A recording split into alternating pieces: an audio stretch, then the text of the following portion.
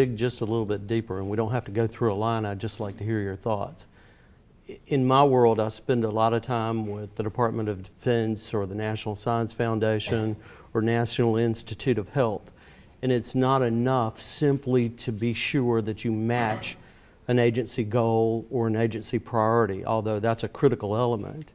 It's important that you be unique or creative in the way you approach it.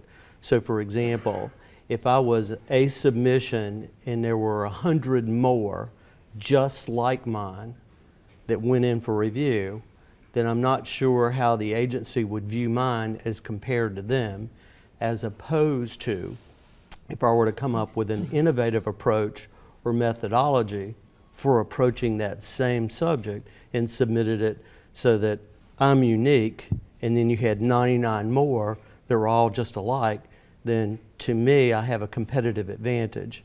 Is there anything to this idea of having some uniqueness associated with your concept?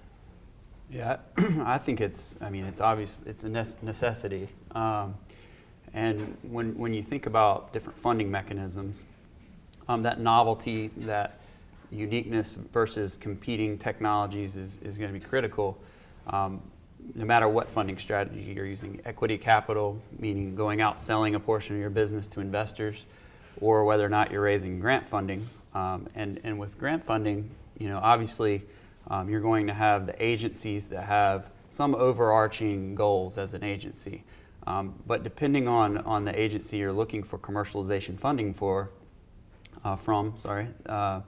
they may be more or less specific on what their goals actually are. So if you're familiar with the National SBIR and STTR programs, those are large federal grant programs. They're two-phase programs. Generally, the first phase is anywhere from $150,000 to $225,000 that those funds are used for demonstrating feasibility of a product idea, whereas the second phase is generally anywhere from $750,000 to $1.5 million to go ahead and go out and do a more robust prototyping, kind of field testing of your product idea.